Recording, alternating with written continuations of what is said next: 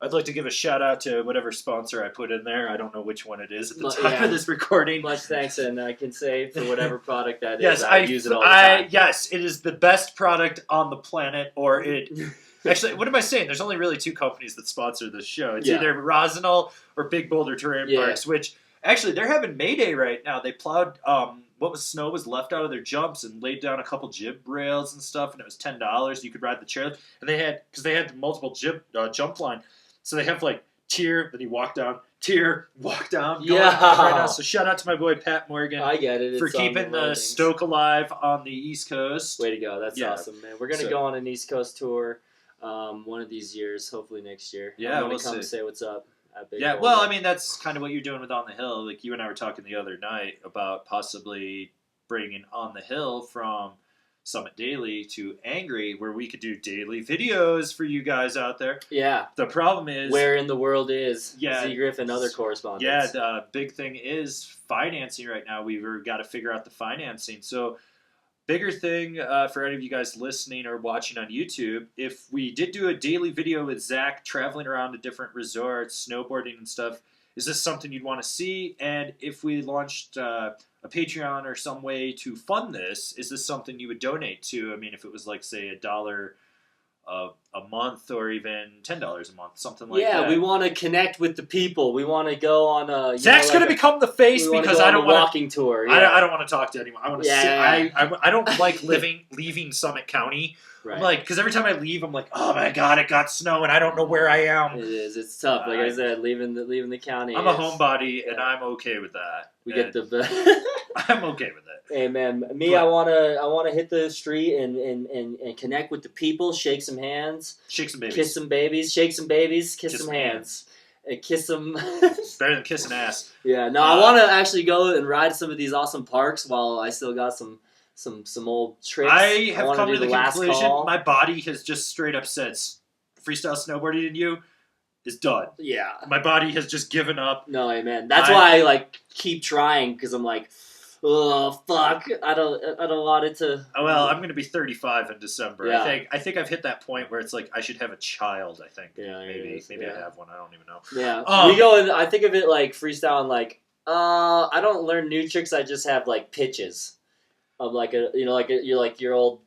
You just have like 10 pitches. Yeah, exactly. And you just do them in different places. You just throw them off different mounds. But really, you have 10 tricks that you could do. I'm just really good at laying toe-side carves. It's really that's all it I've is, got dude. anymore. Trench digging. And that's the best about snowboarding is, it's just fun. Whatever you do.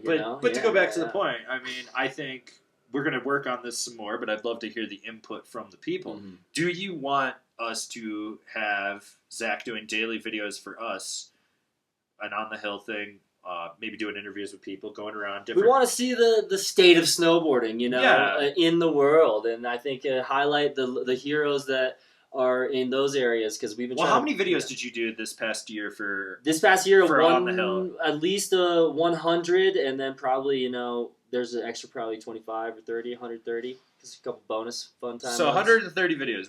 Is this something you guys would want on our YouTube channel? Because that's where I would promote it. I'd plug it on the social media, but I wouldn't necessarily put it on the website unless maybe it was like a big tentpole interview thing or something like that. But, we're in the process of figuring out the financial logistics of this for him to do.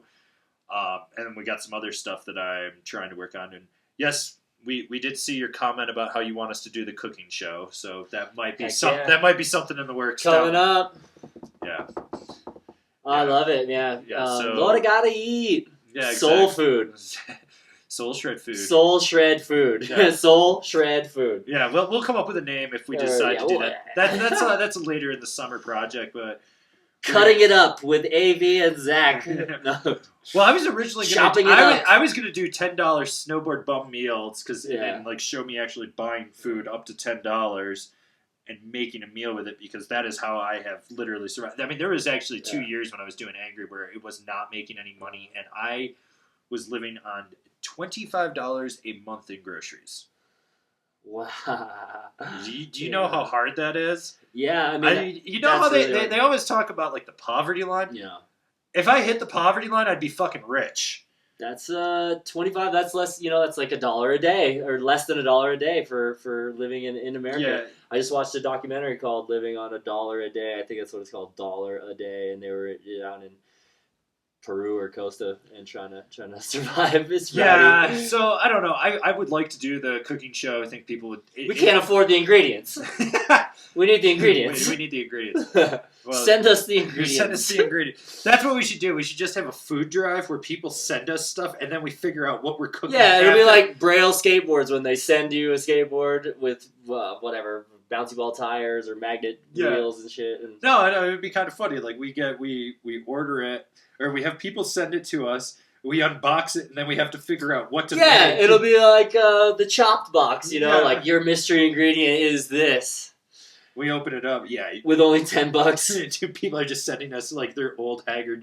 They're sending us like preserves and stuff. The Prince Albert in a can. Yeah, God, who knows? They're just sending us the shit they don't want. Yeah, exactly. Old bananas and stuff. Oh my God. Fucking, rotten produce. It would be so bad. It would be kind of funny. Trust. Yeah, it would be kind of funny. Yeah. Cooking. I love it. Miss it. I used to cook for many years. I did it on and off. I didn't like burning my hands. I have really sensitive hands. I'm just like, fuck. Yeah, it's tough. I mean, best job though that I ever had in a ski town next to working in a liquor store. I was the prep cook for the Village Inn in Steamboat. Yes. I had the most cake job. So prep cook is great. I didn't have to come the hours can be bad. Nope, didn't have to come in until 5 o'clock at night in the winter. Oh yeah, that nighttime prep. I had a 5 to 10 or 11 o'clock shift, depending on how much I got done. Yes. And I would come in, and they had a little room in the back that was separate from everyone else. And so I would put on metal music. Fucking yeah. And I would just be back there with knives chopping shit up. Yeah. And basically this is what my day consisted of. Come in, punch in, go in the cooler, grab an ice cream bar, go sit outside with Tex the Jamaican cook. Yes. While he's getting high as a kite. Eat the ice cream bar, go in, turn on metal music, chop shit up for an hour or two, go sit in the cooler. Cool down. You're listening to metal. He's listening to like roots reggae fucking music. Well, it turned out that actually, like him working in the U.S., he owned like a plantation in Jamaica. Mm-hmm. I think he had slaves. Okay, I'm pretty sure he had slaves. Sure. Dude is funny though. He's like, I got all these dogs. I don't know what to do with them. And I was like, do you feed them? And he goes, no, they just sort of show up and then they never leave. And he goes, every time I come back to Jamaica, I got more dogs. And my people that live there take care. I was like, your people? And he's like, yeah, they I let them live there and they work on things for me. And like, my people take care. Yeah, I was like, wait. He's like, I send money back there so they can survive. And I'm like, slaves? Like, what do you got going on? Like, what do you do? It was a little weird. Kind of but yeah, that job, housing flop. That was a fun ass job. And then in the summer, my hours would change. But it was one of those jobs where I had a lot of free time. Best.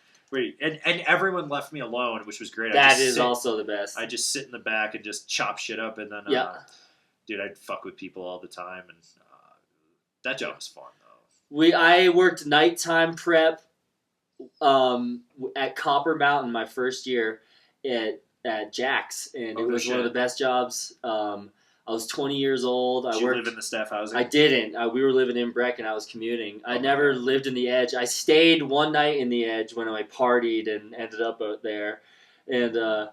I love the Edge. Oh, it's so awesome. It's the old Club Med. So it's the old Club Med, and it's the employee housing. If anyone ever Copper. gets the chance, watch the movie. The rooms are about as big as this table right here. Yeah. Literally, bed here, bed there, and this is the space in between. And you have a bathroom. But yeah, if you ever watch the movie Copper Mountain with Jim Carrey from 1980, God, yes! It's filmed in the Edge. And interesting fact, they finally got rid of it, but there used to be an abandoned disco in the Edge, and the disco ball would still light up when you go in there in the laser light show. So when I was working at Woodward one summer, we'd go down there and turn it on and have dance parties. In the most eerie, haunted disco. And the best part is, like, the industrial laundry is right across the hall from it. I guess now it's a cafeteria or a kitchen or something. Okay. But, yeah, so... we should start throwing parties, like, in weird spaces, like, because there's so many funny, like, like, just like that, like a weird ballroom, conference room. There's like underneath the Food Kingdom where you work, there's like crazy rooms and stuff. We should start making like disco underground. No, there's nothing under there anymore. I thought there was like a crazy haunted house down there. There's a Freddy Krueger boiler room. That's it. Maybe that's the one I'm thinking There's about. no room in there to do anything, No. and then they renovated it. It's the crepe stand now. Oh, okay. So, New crepes. Very good. There's a parking garage. I mean, Mm-hmm. I don't know. We could pretend we're... Yeah, let's start throwing guerrilla parties in, like, Party Monster in weird places. What, are we going to become Damian Sanders? Damien, yeah, that's right. We'll have, yeah, that's one of the, there's only a few options for what you can retire to in snowboarding. One is party promoter, like. Yeah, I don't know, because I'd have to talk to people. I just yeah, don't. no, okay. I'm more like... Well, yeah, one thing at a time. I'm still trying to figure out how to do these mystery boxes and get that all organized for the website so we can install those, which I'm still working on that, pricing out stuff for those mystery boxes. But like I said, that's probably going to be like a July thing anyway. That'd be awesome. July, August, I think. Makes a great gift. Yeah, exactly. We'll have $50 a pop, a mystery box that's going to have over $50 worth of gear inside of it and stuff based around snowboarding. I think that'll be good. Talking to a few companies and partnering and getting that still worked out for what's coming and whatnot. But anyways, we're going to take another break, throw another commercial in here, or not. I don't even know. Maybe I'm just going to fuck with everyone and not do anything. So, and we're going to come back and we're going to talk about Shaun White settling his sexual harassment lawsuit.